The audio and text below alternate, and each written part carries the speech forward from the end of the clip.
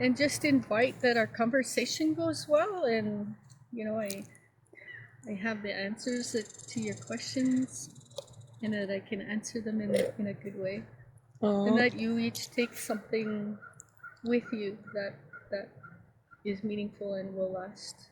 Will walk with you in your own journey. Okay. Oh, I love that. We try and acknowledge and do everything in a ceremonial way because this is a gathering. So this is actually where the term powwow came from. It's not about the act of dancing. When colonizers came and they would see our chiefs and hereditary chiefs and our matriarchs gather in small settings, um, like it was like a derogatory kind of comment made that, oh, they're having a powwow, when they were talking about what needed to happen for the safety of the people or safety of the encampment. That's what we call them, where all the teepees were. And so the soldiers used to think like that's what they called it when we would have these circles of conversation. They called them powwows. So that's where that term came from. I'm gonna get you all to just take up some tobacco and go out on by a tree and lay it down by the tree and just thank nature for allowing us to be here, because we get to be here. We don't have to be here. We get to be here. It's a privilege. Yeah. We're actually the visitor. Yes. Amongst the trees, because they're a living being, even the grass. Yeah. All right. So what you do is, when we do a tobacco offering, you just name yourself in the name of your own creator, whatever you call your creator, God, Simanito, or Notawima, which is our Father. You take tobacco, you just go around, just smudge 4 times, and then just walk off to wherever you feel is the right spot for you to thank the land for being here. Make sense? I love it. Myra, I'm so glad to see you today. It's my pleasure. I'm so grateful that I met you, and that we've been able to spend some time together. And because it's Indigenous, basically I call it Indigenous Month, June, I think it was appropriate to have you just to talk about all things Indigenous, especially with, what's been happening in the world today. I think it's important that we, educate people, create awareness. And I personally love, Indigenous teachings. And I know that you've done quite a bit yourself. So I want you to, tell your story, and we'll go from there. I don't think we have that much time. Oh, the sun is going to go down in a couple hours. So glad we're outside to do this too. Yeah, same. I feel blessed to be outdoors, on the land and in nature, and that's where I feel my most authentic self. That's lovely. So thanks for inviting me. Well, I am from the Siksika Nation in southern Alberta and a descendant of the Neasquea Cree Nation of Musqueam. I was born and raised for the first part of my life in southern Alberta, and then I was relocated. I was moved to Musqueam when I was about 9 or 10 years old, and so I spent the latter part of my 40 plus years in the territory of Treaty 6. And living amongst, my father's people, my grandparents, my aunts and uncles, and my extended family. So I was very fortunate to live in the time that I grew up as a teenager and young adult amongst some amazing elders, and learning a lot about our ways of life. So you call it the month of Indigenous teachings, and so mine is a lifetime of. Oh, lovely. Wow. Yeah. So what did inspire you? How did you get into, teaching? Well, as Indigenous people, that's a new term, hey, Indigenous. Yeah. But I always, in my classrooms, I identify as a First Nations woman of the prairies, and I'm from the land. My first mother is Mother Earth, Yes. and my father, is the sun. Oh. So these are the sources of life for us, and they come from many teachings within our oral histories and oral doctrines by our elders. Well, I was raised in the Ermineskin Cree Nation on the land, and my family really encouraged us to be connected to land.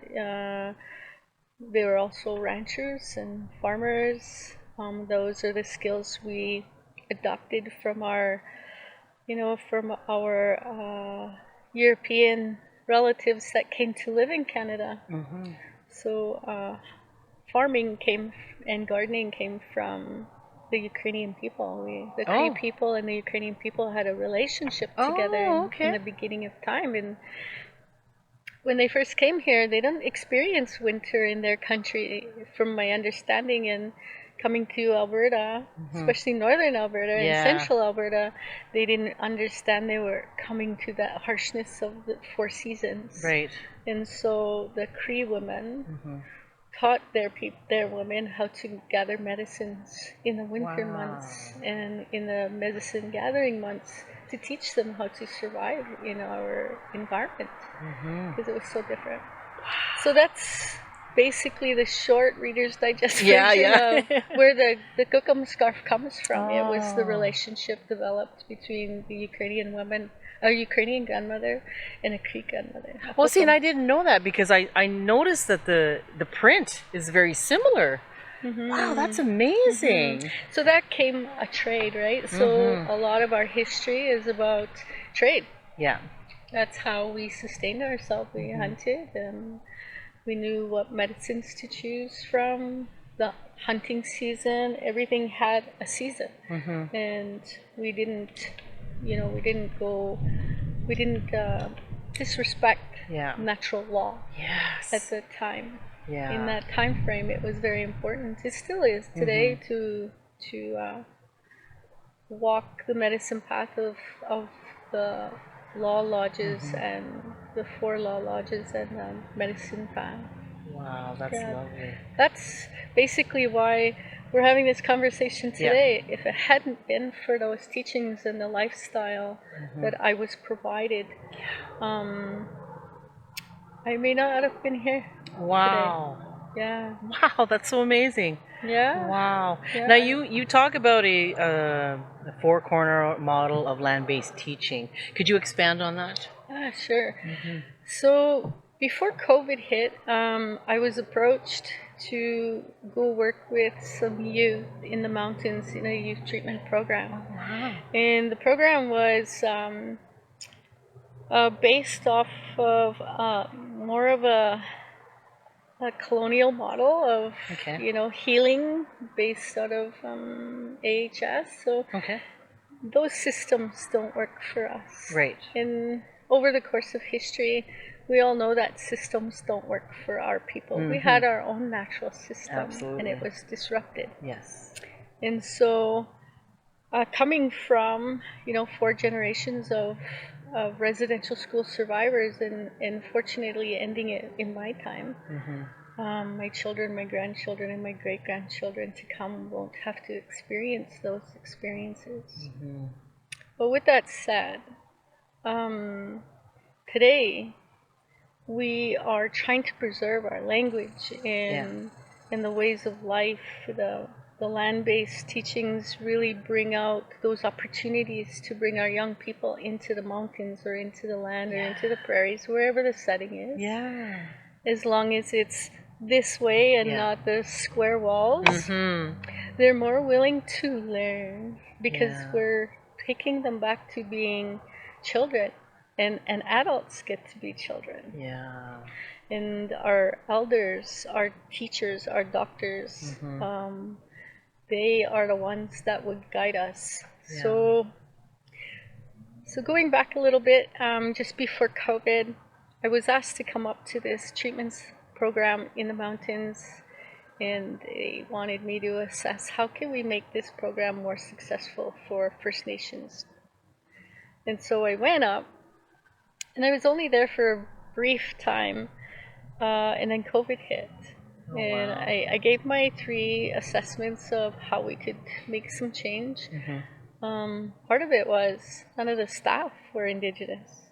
Oh, So how could they teach our young people how to be who they are and their Yeah. authentic self if the system wasn't acknowledging that our elders are our doctorates, Yes. our PhD holders, because they're the knowledge. Yes. And unfortunately, COVID took a lot of our knowledge holders too soon, and it's unfortunate.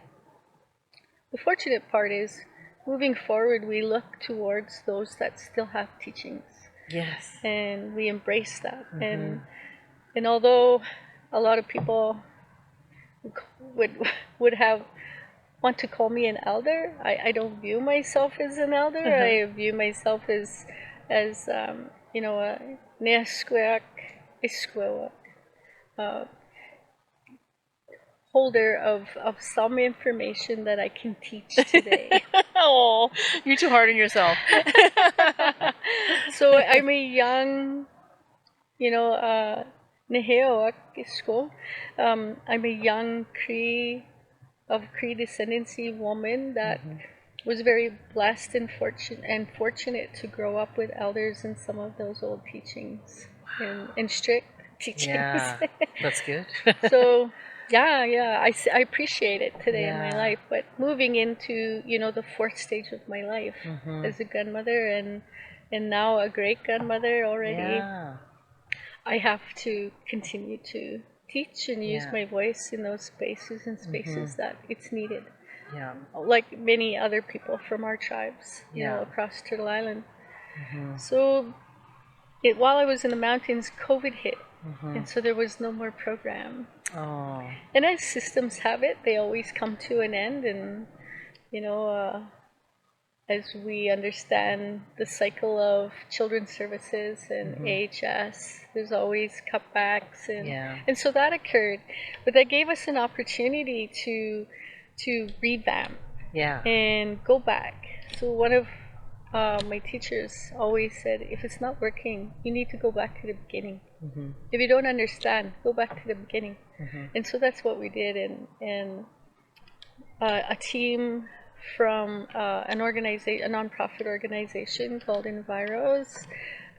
They invited me to the table to have a conversation, and I said, well, why don't we, if we could build a program, why wouldn't we build it, you know, on the land? Yeah. And why wouldn't we take the young people to the Yeah. land? And I said, over 30 years of my life, I've worked in education, in social work, on the land, many different platforms of arts and music and different types of, but it all stems down to me being my authentic self. It was always Indigenous related. Yeah. And so I'm very grateful for those opportunities in my life.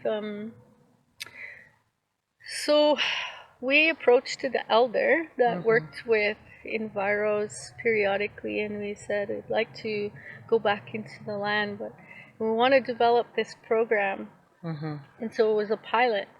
We applied for a grant, the team, and we were the recipient of the larger sum of that grant. Wow. 10 nonprofit organizations got a piece of that grant. And so out of those 10, we were very fortunate to get the larger sum of it. And so we just started getting ready, and we were having a conversation up in the mountains in one of the cabins, and everybody's having a dialogue about what we should spend the money on.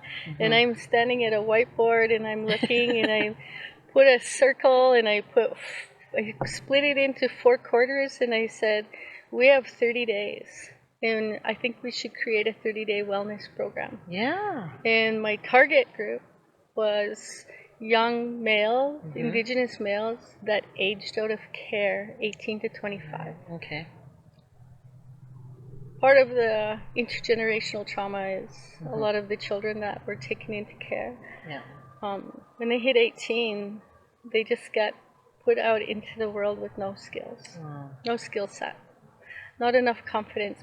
And we all know young men, I have 4 sons, they're not ready to move out at 18. They still want to raid your fridge and live rent-free, sleep all day. Yeah.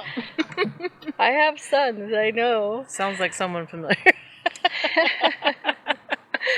And so I said, let's use that as our target group, and I'll go to my tribe and I'll say we'll build a process. Yeah. We'll market it into one of my nations, and then we'll go from there. Oh. So I did go to Children's Services to the YTA program. Okay. So that's youth transitioning to adulthood. Right. It's a system, right? So systems are fractured, and we can't fix that. That's you're talking about 154 years of fractured system. Yeah. We're not going to change that overnight. So we did what we could in the best way, and we went to the elder. We did protocol. We asked for a name for a program. You might have to speak up with the plane. That's why we're outside. Yeah. Sorry. No worries. So we did all our protocols, and I led the team so that they could learn along with myself and ensure that we were doing the proper steps to have this whole dream come true. Wow. And so the elder met with us, and he gave the name immemorial, which is the Blackfoot term for buffalo love. So it speaks to the buffalo, and it speaks to our learning spaces. That's what the home base, like our teepees, our circle of our home fires. Right. So I was really happy with the name. I was so grateful, because when we were planning land-based, we talked about fundamental teachings, and I said, well, for us, we have to go back to the buffalo teachings and why the buffalo was here and not across the mountains. Right. Wow. There's no buffalo on the other side of the mountains. So I shared a little bit of this story that I knew about the buffalo, and how the buffalo when it walks through a storm, it doesn't stop like other animals. It continues to walk, because those that sit will perish. Oh, wow. So the buffalo knows better intuitively. It'll continue to walk through the storm to the other side, because it'll end. Other animals, other 4-legged animals, will sit, and so then they could freeze. Yeah. The other species would come and maybe attack them. I love that story, that analogy of like just keep moving forward to get to the end, because it's there. If you stop, you will perish. Yeah. Emotionally, and such. Physically and mentally. That is beautiful.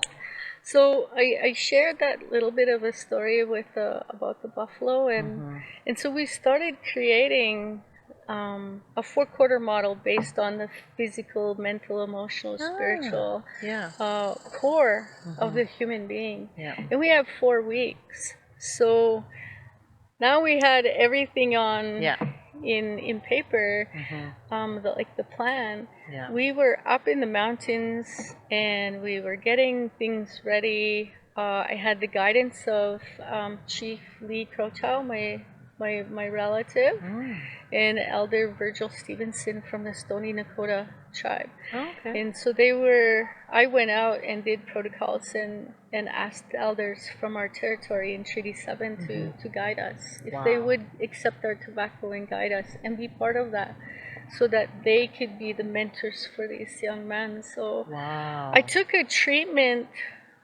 ironically, a treatment intake process is 16 pages long. Oh, jeez. I thought, oh my God, I wouldn't be able to get through 16 pages of that. Yeah. Like, when I went back, so I know this road, I've been in recovery for 30 years, 30 plus years, Wow. and so I understand how fractured systems Yeah. had robbed us of our inherited rights. So I borrowed a treatment center. I won't tell you where. I borrowed a treatment center intake, and I found a psychologist who works at the Elbow Healing Lodge in Calgary, and I said, could you help me?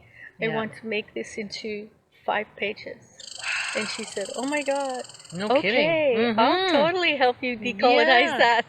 No kidding. And so we did, because our actual intake process was based on our old oral teachings. Yeah. It was all done orally. They didn't have to write anything. They could tell us, we'd write it. If they were okay, we would record it, and somebody else would write it for them. Wow. They didn't have to write, because that just adds more anxiety onto what they're already going through. Well, even 16 pages with me was that's anxiety right there. Yeah, it was pretty overwhelming. So, and we changed all the patriarchal titles. We didn't have team lead. We didn't have like a senior. We used actual kinship terms, like our elders, the grandfather, a grandmother, the auntie, the uncle. Yeah. Because in our teachings, our parents are there to provide us. It's our aunts and uncles, the siblings of our parents, that are our parents. Yeah. They teach us. So it's probably similar in your culture as well. Yep. Exactly. Yep. And so going back, we did all our protocols. We had a feast. We did a pipe ceremony. Wow. And we really prayed for things to align. And we were very blessed they did align.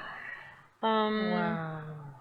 I started hiring, the team and I started hiring, and we put out the calls to certain different types of specialty frontline. Okay. So we planned 4 weeks, and we started in the cognitive space, because we all know that when we go into settings that we're not familiar with, we go in there from here. Yeah. And so we're going to question everything, and we're going to be watching everything, and we're not going to trust the process. So we started with that, and so I was very specific about how I chose people to come onto our team, and good for you. I was very, very blessed to have Gerald Auger cross my path. And so in our community, it's word of mouth. Yeah. And so I was praying, and I said, and then I woke up one morning, I'm like, why didn't I think of that? So I worked in a youth treatment program years ago of First Nations only, and so it was a culturally based treatment program. And there was a lady that I friended, and we're still friends to this day. She's a beautiful lady. Yeah. And I called her, and I said, I need an Indigenous male treatment counselor. Yeah. And she's like, oh, well, just call Gerald, as if I knew him. Yeah. And I'm like, well, Gerald who? And she said, Auger, don't you know him? Yeah. I'm like, no.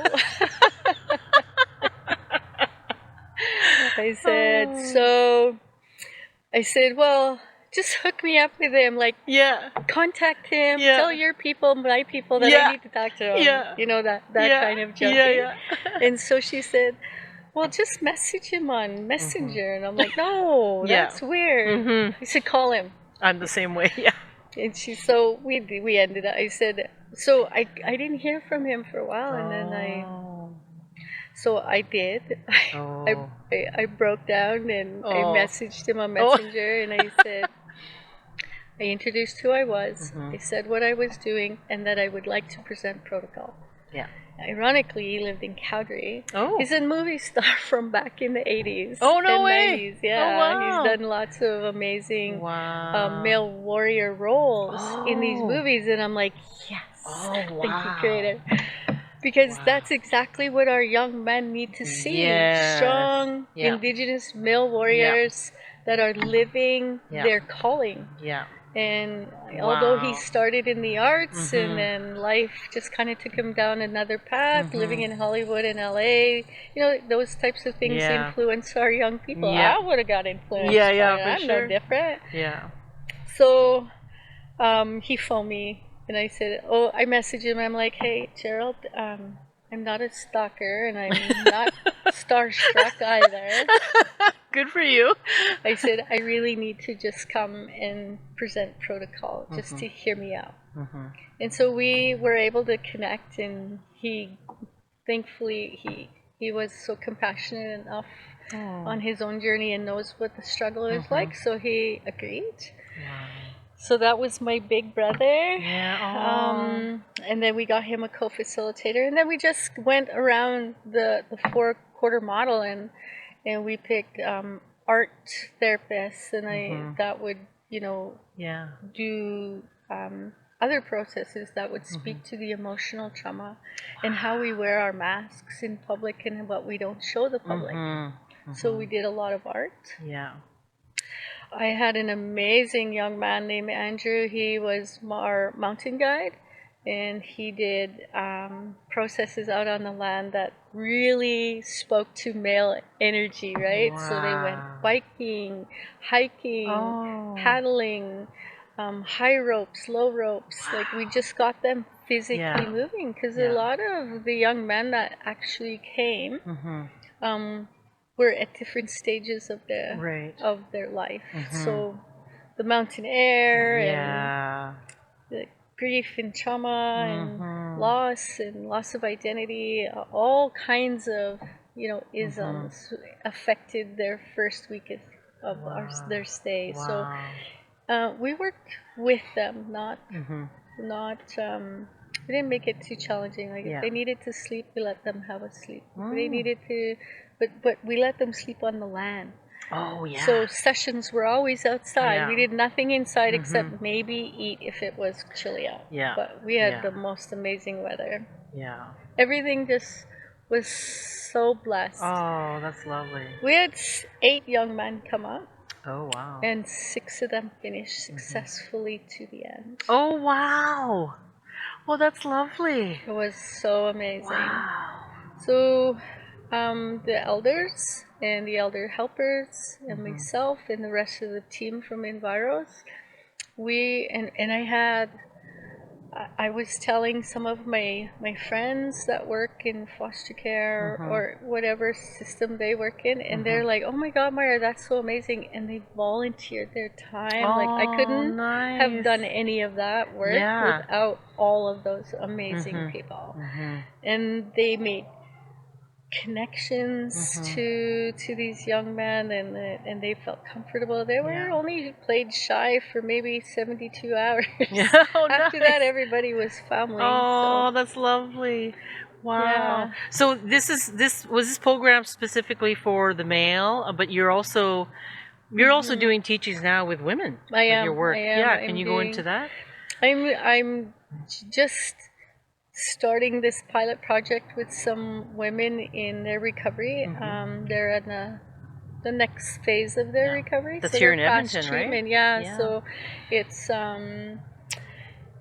a home that houses a number of women that are going through through the tapestry of their life, and looking for resources. Every time you peel back some layers, we put in the resources, and then you peel back another layer, and we put in more resources. And so this organization partnered with me to come up and do some women's teachings. Oh, wow. And a lot of it focuses on identity. A lot of it focuses on the commonalities of it. Doesn't matter what color your skin is or where you come from. We're still women. Yes. And we need to support each other in a good, healthy way, and show them, what healthy, sovereign energy of women and the matriarchs looks and feels like. And that's what I saw growing up. I saw all the women working together. Yes. Berry picking, medicine picking, beading and sewing. Like Yes. I can bead and sew, but it's way more fun to do it when there's other women Oh, I agree. in Yeah. the room. Yeah, for sure. You know, I'm a social creature. Yeah. We're the two-legged. We Yeah. are social. The only other animal I know that's social and is a horse, right? Yes. Yeah. But we're so connected to them. So even with Buffalo Lodge, we created a spiritual week. So everything was based off of a week. So we came in from the mental, talked about addiction, talked about intergenerational trauma, took them through that path they didn't want to go on, but we created that safe. We had safety for them all the way, where they got to that place where they felt safe enough to share their hurt and their trauma. Ironically, and sadly, every one of these young men that came into our program, they had lost their mother. So this was a really safe space for them to come and reconnect to Mother Earth. Oh, that's lovely. And we just guided them and supported them through the whole process. And one, you know, as recent as like a month and a half before he came. Okay. Wow. Yeah.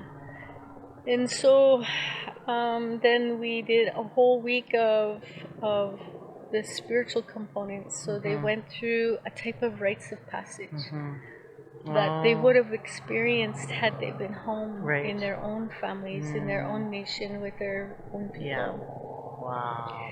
So that was important to me. You know, working in treatment, I seen a lot of holes. Yeah. I saw a lot of gaps and injustices. Yeah. You know? So we just created that space for them, and we celebrated them, and we helped them through the really tough times of their grief and loss. And really, for myself, that lack of identity and intergenerational trauma, I had to go back to the land. Yeah. When I started my recovery at the age of 24, I'm 58. Wow. So the process works. I'm still here. Yeah. You know, you're too scared to die and too scared to live. Yeah. And when you get to that point, where do we go? We go back to the land and go back to the beginning, like the elders always say. Go back to the beginning. Yeah. So I started in ceremony, and I started on the land, and I just kept going. And it wasn't an easy overnight walk in the park. Yeah. I really had to do a lot of healing. And so as these young men, you know, wherever they're at today, at least we were able to provide that environment, and we gave them 30 days of nothing but unconditional love, and the way it should have been for them, you know.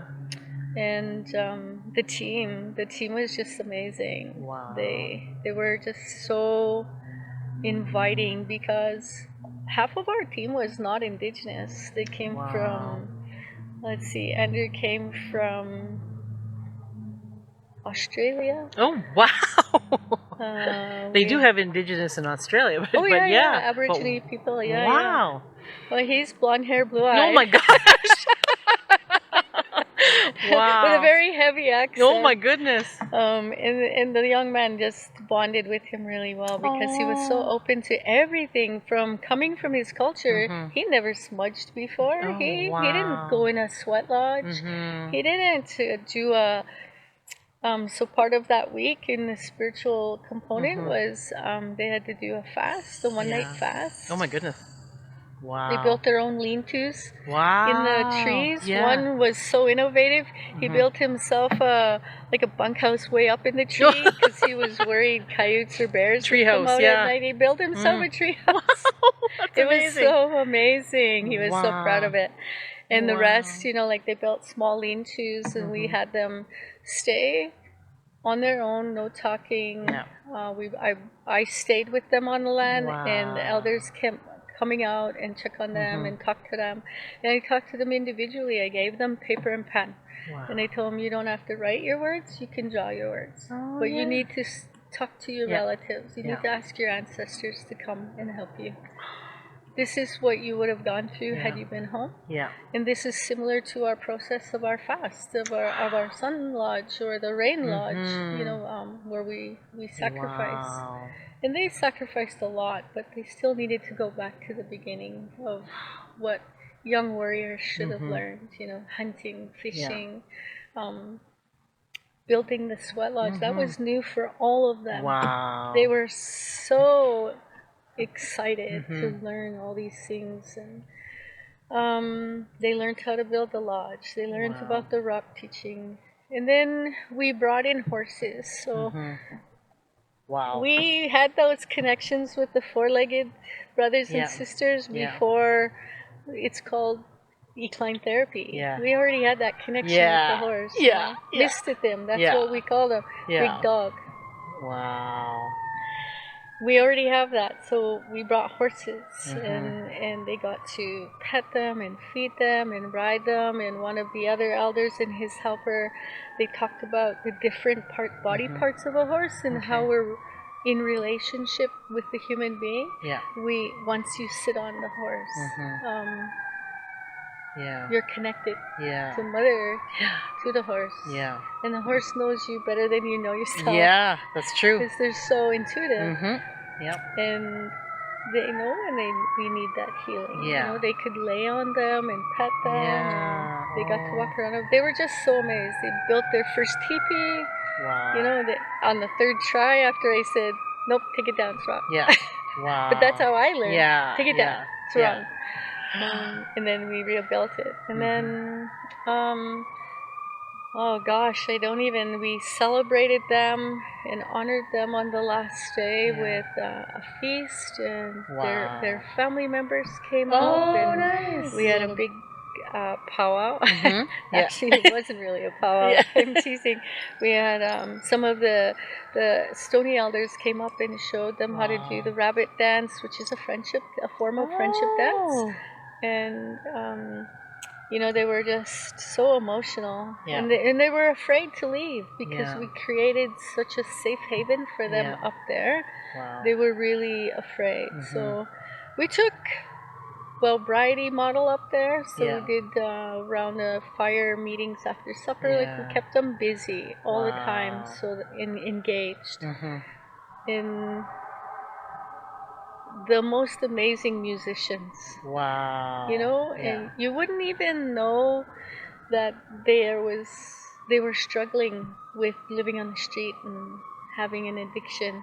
When we brought them up there, we fed them healthy food. We had them help in the kitchen so they could learn a skill. They set the tables, they did the dishes. Wow. Like, just like living at home, we gave them that environment so they could all feel like a family. That's because amazing. We kept speaking to that. Right?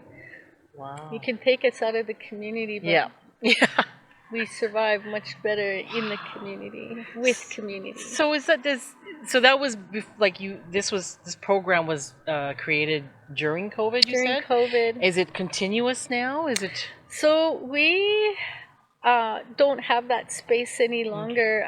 It was sold, and so what we've been doing is going into Kootenay Plains and taking groups out there, and and that's completely land-based. There's no kitchen. We make our kitchen. There's no running water or bathroom. So we really take them back and teach them how to live on land. There's no cell service. Oh my goodness. You know, you take cell phone away from a teenager, it's like putting a cat in a cage. Yep, I know. And, I know what that's and like. then put them in the car. Yeah, for sure. But you know, when you keep them engaged, they calm down. You know, we give them skills and tools to regulate themselves and ground themselves. And so we bring a lot of elders with us, and we provide a space where they can do one-to-one with the elders, and then group activities. So our goal this summer, I think we have about 35 young people. We're Wow. going out onto the land with them later in the summer. Okay. Wow. And then we invite their families to come out, right? Nice, So yeah. my dream was with Buffalo Lodge, I used to create a 4 seasonal healing program. Okay. But you know, funding is always the issue, Yeah, and trying yeah. to find resources to fund that Yeah. is not Yeah, cheap. yeah. But it's not really about the money. It's about making sure we're honoring the people that are putting their time in to help Yeah. the that we call them earth helpers. Yeah. The people that bring their skill set of Yeah. Indigenous psychology, Yeah. ceremony, Yeah. volunteers, grandmothers, Wow. grandfathers that Yeah. are all coming out to help support these young people. We want to make sure that we honor them, right? Yeah.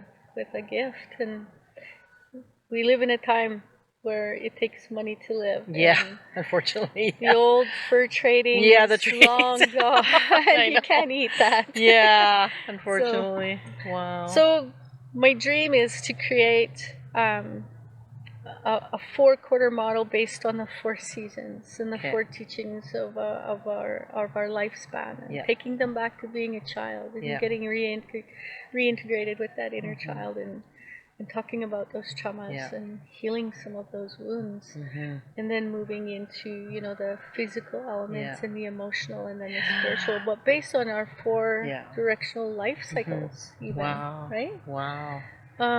I've taken people up on the land from the age of 7 to I had an elder come.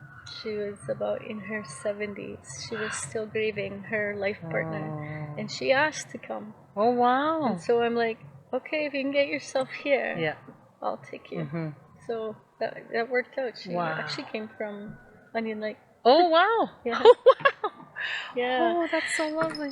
So my hope is to create 4 seasonal land base for men, young men, Yeah. and 4 seasonal land base for women and young women. Oh. Yeah, that's my dream. I'm going to believe it's going to happen because that's such a great program. Wow. It is. It's just finding Yeah. the support Yeah. to get them Yeah. up there. Yeah. And it doesn't have to be in the mountains, but our oldest grandfather is the rock. Yes. And so the mountains Yeah. play such a huge factor in the land-based healing, because everybody wants to go to the mountains. They just feel so safe. They feel content, like nothing. I know, I do too. Nothing can bother them up there. Yes, exactly.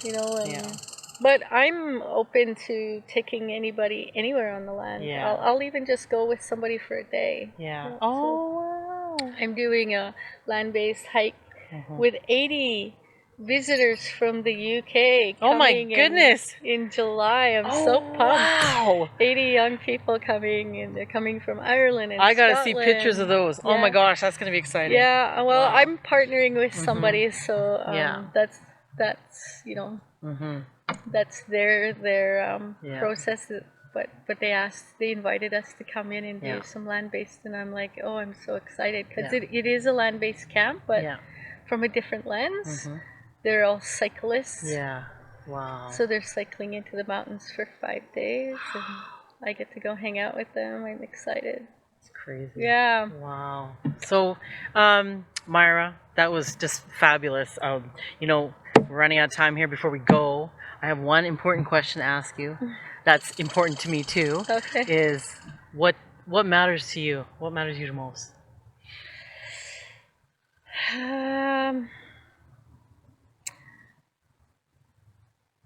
Gosh, there's not one simple answer. To be authentically ourselves. To find our roots. Yeah. Learn our language. Learn our ceremonies. Yeah. Learn the laws of the land, and help our generations heal. Yeah. And heal on the land. Yeah. We don't need to be indoors. I agree. I agree. Our classroom is all out here. Yeah. Like, I could take you on a walk and school you for a couple hours. Oh, Oh, that's lovely. Just in this Yeah. area, this beautiful area. Mhm. It's really just to help our young people find themselves. Yeah. You know, they live. I wouldn't want to be a teenager today. Yeah. They live in the most harshest Yeah. elements right now, and that's not even the weather. Yep. That's just society in general and the role it's played of displacement and Yes. loss of identity and loss of community. Yeah. And so I guess I just want to do my part while Creator gifted me this life to provide what was freely gifted to me, Yes. which was All that knowledge. life, Yeah. life sources. That you can share with this world. Yeah, so that's what I want to do. Oh, thank you That's so the most much. precious part. I want my I appreciate future you. 7 generations to be healthy. Yes, Yeah, absolutely. yeah. Thank So, you. yeah, you're welcome. Thank you. Thank you.